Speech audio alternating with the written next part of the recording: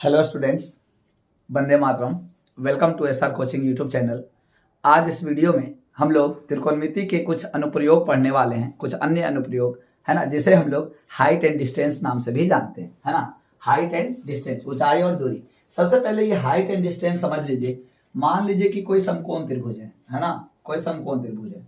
कोई भी मकान जो होता है, कोई भी मकान की ऊंचाई लंबवत होती है, यानी कि समकोण बनाता है। जमीन के साथ कैसा कोण बनाता है? समकोण। मीनार हो, टावर हो, घर हो, है ना, या फिर कोई और चीज हो, है ना, तो वो, या पेड़ हो, वृक्ष हो, है ना, वो क्या होता है? सीधे लंबवत खड़ा रहता है, जमीन पर सीधे लंबवत खड़ा रहता है ना। तो इसलिए इसका प्रयोग जो है हम लोग हाइट एंड डिस्टेंस, यानी कि मान लीजिए पेड़ की हाइट निकालनी हो, या फिर पेड़ जो है यानी सैनी जैसे लगा हुआ है दीवार से, तो कितनी दूरी पे लगा हुआ है, तो ये हो गया डिस्टेंस और ये क्या हो गया? हाइट, है ना। इसलिए इसे शॉर्टकट में हाइट एंड डिस्टेंस भी कहते हैं। ठीक है, अब इसमें कुछ टर्म्स हैं, कुछ पद हैं जिससे जानना जरूरी है। ठीक है, क्षैतिज तल क्या होता है ना। ये तल जो है ना, क्षैतिज तल, जमीन के नीचे, जमीन के समांतर जो तल बनाएंगे वो क्या होगा? क्षैतिज तल या क्षैतिज रेखा। मान लिया कि ये जमीन है, ये क्या है? जमीन है, तो ये जमीन तो ये एक तल हो गया। अब मान लीजिए एक तल, एक फ्लोर और है ना, तो यहाँ पे जो तल हो जाएगा वो क्या हो जाएगा? क्षैतिज तल। और अगर ये रेखा खींच दिया जाए तो ये क्या कहलाएगा? क्षैतिज रेखा, है ना। क्षैतिज तल और क्षैतिज रेखा। इसके बाद समझना है कि कोण, इस कोण को क्या कहते हैं। अगर दर्शक यहां से देख रहा है, ठीक है, मान लीजिए कि ये और ऊंचा कर देते हैं, ये दर्शक की ऊंचाई हो गया, है ना, ये दर्शक की ऊंचाई हो गया इतना ऊंचा से। यहाँ पे दर्शक का क्या है? आंख है। यहाँ पे दर्शक का क्या है? आंख है। और यहां से देख रहा है ना, तो यहां से देख रहा है, तो इस जिस बिंदु को देख रहा है और जहां से देख रहा है, दोनों को मिलाने वाली रेखा दृष्टि रेखा कहलाती है। क्या कहलाती है? दृष्टि रेखा, दृष्टि रेखा। ठीक है, फिर से समझ लीजिए। दर्शक के आंख, है ना, जिस बिंदु पर हो, और दर्शक जिस बिंदु पर किसी वस्तु को देखना चाह रहा हो या देख रहा हो, दोनों को मिलाने वाली रेखा क्या कहलाती है? दृष्टि रेखा कहलाती है। ठीक है, दृष्टि रेखा समझ गए होंगे। अब यहां देखिए, दर्शक के आंख से क्षैतिज रेखा, दर्शक के आंख के पास क्षैतिज रेखा और दृष्टि रेखा से जो कोण बनता है ना, वो क्या कहलाता है? उन्नयन कोण। क्या कहलाता है?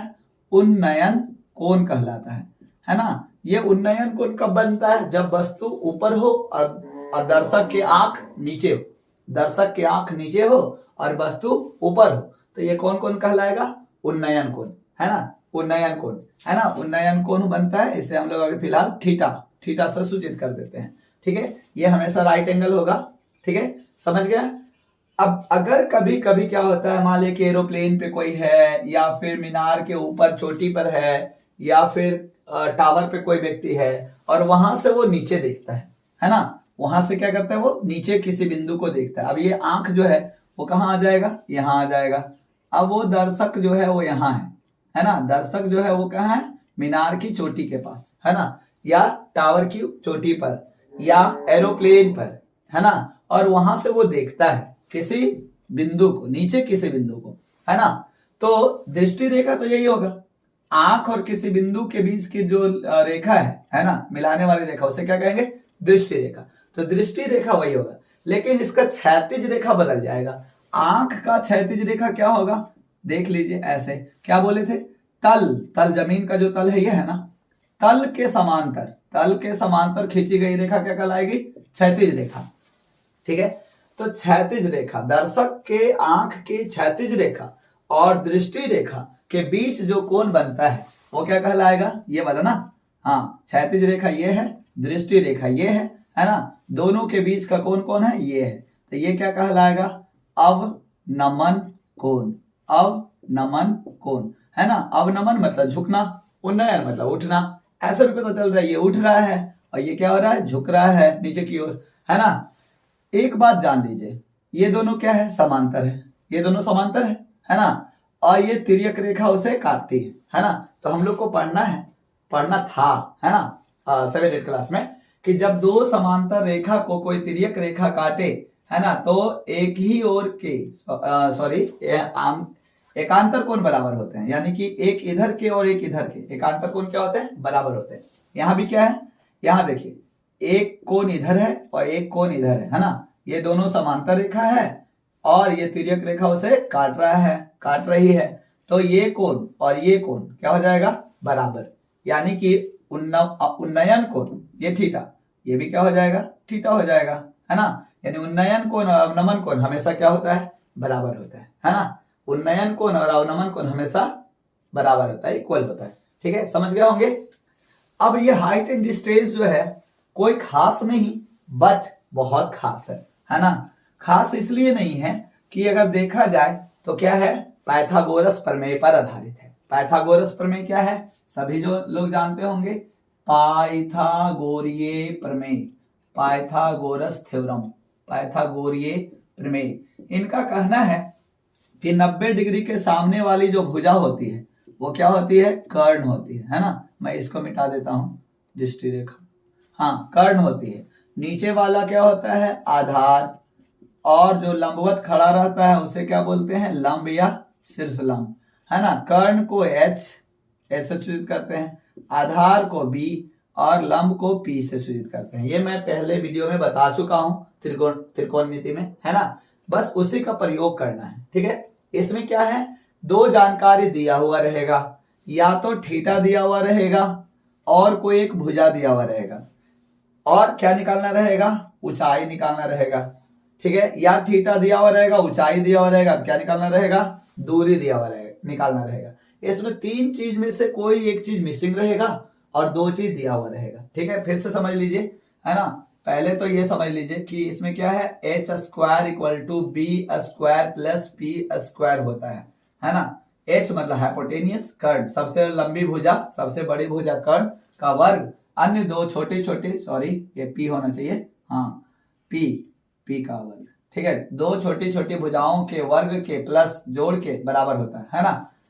पाइथागोरस थ्योरम, सब समकोण त्रिभुज के सबसे लंबी भुजा का वर्ग शेष दो भुजाओं के वर्गों के योग के बराबर होता है, ठीक है। तो इसे याद रखेंगे। शॉर्टकट में कहें तो कर्ण स्क्वायर जो होता है, कर्ण का जो स्क्वायर होता है वो आधार के स्क्वायर और लंब के स्क्वायर के जोड़ के बराबर होता है, ठीक है। ये हो गया आपका शॉर्टकट फॉर्मूला पाइथागोरस प्रमेय का, ठीक है। हाँ, तो बात क्या कर रहे थे, इसमें क्या दिया हुआ रहेगा, तो क्या है, ऊंचाई एवं दूरी, है ना। ऊंचाई है और क्या है, दूरी है, और क्या है, एक कोण है, चाहे उन्नयन कोण रहे चाहे अवनमन कोण रहे। ये तीन चीज में से कोई दो चीज दिया हुआ रहेगा। मान लिया कि कोण दिया हुआ है, दूरी दिया हुआ है, तो क्या निकालना रहेगा, ऊंचाई।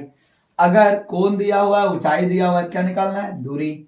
और अगर ऊंचाई और दूरी दिया हुआ है तो क्या निकालना है, उन्नयन कोण या अवनमन कोण, राइट, अवनमन कोण, ठीक है। ये इसी पर ये पूरा चैप्टर जो है वो क्या है, आधारित है ना। अब इसमें एक प्रश्न आता है, प्रश्न क्या आता है, इतना लंबा एक पेड़ है ना, इतना लंबा एक पेड़ है और वो यहां से टूटकर जमीन को इतने दूरी पर छूता है, ठीक है।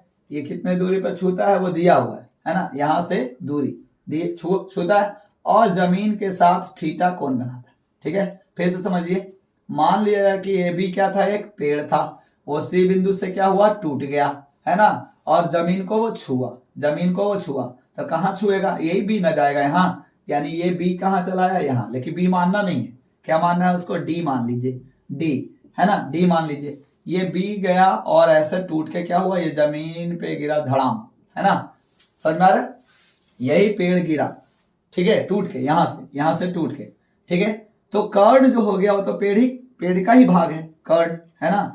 और ये दिया हुआ है, ये दूरी जो बी है वो आधार, वो दिया हुआ है दूरी, और ये थीटा कौन बनाता है, वो दिया हुआ है। देखिए फिर से, दूरी दिया हुआ है, थीटा कौन बनाता है, कौन दिया हुआ है, क्या निकालना है, ये ऊंचाई निकालना है, ऊंचाई। तो पेड़ की ऊंचाई तो इतनी नहीं थी, टूटने से पहले पेड़ की ऊंचाई क्या थी, तो अगर ये ऊंचाई निकाल लेते हैं, एच नहीं लिखेंगे, इसे हम लोग पी लिखेंगे, पी परपेंडिकुलर। अगर ये पी निकाल लेते हैं तो क्या आंसर आ जाएगा, नहीं आएगा। क्यों नहीं आएगा, क्योंकि पेड़ की ऊंचाई टूटने से पहले कितनी थी, तो इतनी और ऊंची थी ना। और ये किसके बराबर है? ये कर्ण के बराबर है। ये किसके बराबर है? कर्ण के बराबर है। यानी इसमें आधार और लंब मालूम हो गया, तो आप कर्ण भी निकालिए। क्या निकालिए? कर्ण, CD। और कर्ण निकाल के यहां पर क्या कीजिए? जोड़ दीजिए।